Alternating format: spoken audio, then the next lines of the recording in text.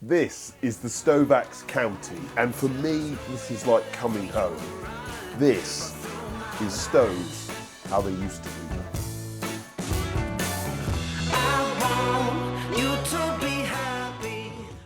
As I mentioned in the first impressions for this stove, this felt familiar, reliable, even old school with some modern twists. And boy, was I right. Okay, let's light this old school beast. That isn't a camera. This is the 5, and it's not a huge stove, so I've used some smaller pieces of wood, but it is a really well-behaved stove with lighting. You get away with quite a lot with this thing. Firelighter at the very top, and we've got royal blue matches today, which is obviously very exciting. It's a new colour. So, lit the fire, and at this point, obviously remove said camera. And then we push the door just ajar. This vent all the way over to the left. This vent also to the left, and this one pulled all the way out. That was quick as lightning to get up to temperature. Now, these controls do get hot, but luckily you do get some gloves. So at this point, I would close the lower air, particularly if you're burning just wood.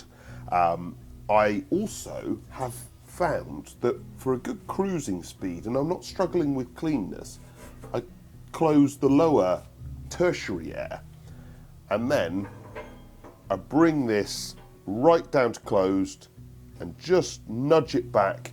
I think this is the most important air to keep open because it's what keeps those rolling flames and that clean glass. Shut the doors back. Oh, you do also have to shut the door. It was doing things, regardless. It was still control. I was like, this thing's a little bit like fiery. Yeah, that was why. They make a few versions of this stove. They do a 3 kilowatt, this 5, a 5 widescreen, and an 8 kilowatt as well. They are incredibly toughly built. Basic, simple, but hard. They've got a 5-year warranty, which I cannot imagine you will ever need to use. I mean, I literally think this will outlive my grandchildren. They don't even exist yet. It's got a 5-inch outlet. You can get it in this wood version, which is basically like an empty box, or you can get a full grate and riddling grate and ash pan for coal use. If it wasn't clear already, these stoves are focused on function, reliability, and hard work.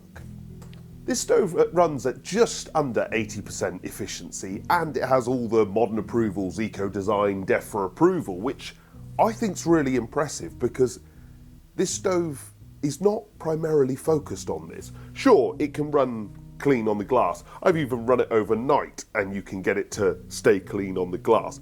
But you do need to know what you're trying to achieve when you approach it.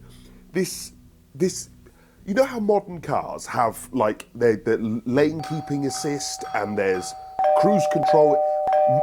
Every year the machines take control more and more. And this stove is not like that. It's returning control to you. So you have a lot of control over this stove. That is really encouraging, really useful, but it also means you can get stuff wrong.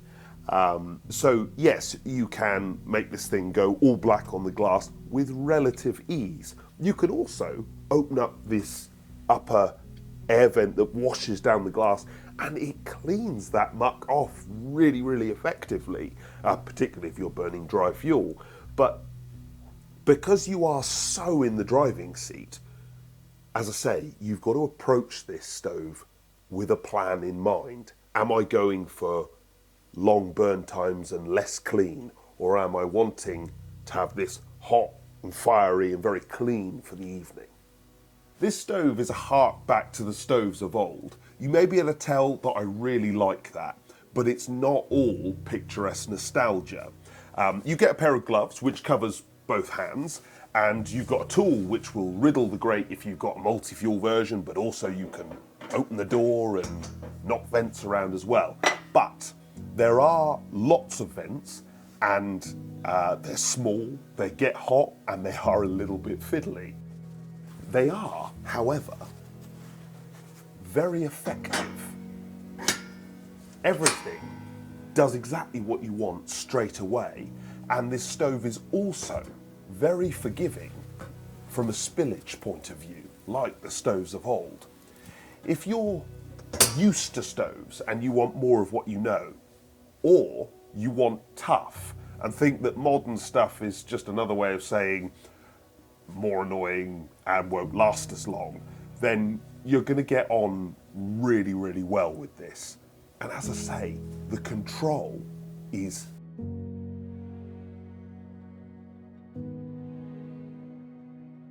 We test fuel economy by getting the stove up to operating temperature and burning a single net of logs on it and just trying to maintain just in operating temperature to see how long we can extend it for. This stove, for me, was like going back in time.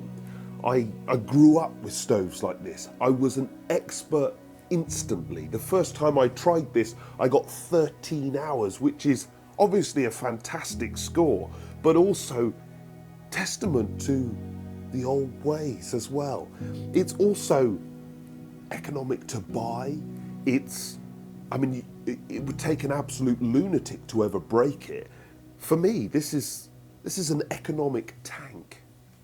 For anybody who knows cars, you'll have probably heard of the Toyota Hilux and its history of strength, reliability, so much so that it became sort of fashionably nicknamed Invincible, and then later models of that car started having Invincible in the name. That is the closest comparison I can find to this stove. Stovax has taken the very best out of an old manufacturer, Yeoman, and somehow kept the dream alive whilst also ticking all the modern boxes. This stove has no understanding at all in engineered obsolescence. It's not the cleanest. The handles are a little bit fiddly and there's lots of controls. But if you're a proper stove user, then none of that matters. This stove is shouting from the rooftops. There's no point in 5% cleaner if you're using 20% more fuel, or if your stove only lasts 10 years. This stove is a fantastic piece of familiar and simple engineering that will surely outlive us all. It's not for everyone, but if you want function, toughness, if you've had stoves before, or if you're the sort of person that would rather keep their old car than be given a Tesla, then you and I have something in common, and you're going to get on really well with this stove. This is so familiar to me. This is like an old school stove. I love it. Not in terms of fuel economy, though. It's interesting because I think when you get stuff that's less refined like this, I think that they are wasting more heat up the chimney. I don't think that they are technically as good. So because you've got more waste heat going up the chimney, it's easier to get it in operating temperature and keep it there. Yeah. So you do manipulate the figures a little bit, Yeah, I see. which is tricky. But Yeah. but I think you have to take a broader view that when you're dealing with something that is less clever and is bought by customers that are less focused on the sort of cutting edge of technology, these people are reliable, slow people. They're the tortoise. Do you know what I mean? They're the people that just, I don't mean slow people rudely, I mean they bought a stove. They can be there for 40 years. And this will last 40 years. Yeah. And there is nothing greener than that. Yeah. There's no point in going, oh yeah, but it's wasted 3% up the chimney extra. Who gives a stuff? During those 40 years, the next person's had 6 stoves. Yeah. There's no comparison. You can't even begin to compare. It's just, yeah, there's something special about the old ways. Yeah, maybe it's just because I grew up with them. I think a lot of people, a lot of people do struggle to sort of make that change. If they've got a pre-eco-designed stove, Yeah. it's quite a struggle for them often. They complain of smoke in the room and Yeah, I mean, and lighting. It's difficult. Yeah, lighting's more difficult, and the smoke in the room is because you've got to allow the stove to burn down. This is more forgiving because I can open it right now, and it's got relatively new fuel on it, and I have 0 spillage, and that's smoky fuel. Because I've only got one piece, so it should be creating lots of smoke, but I've got no problem. Yeah.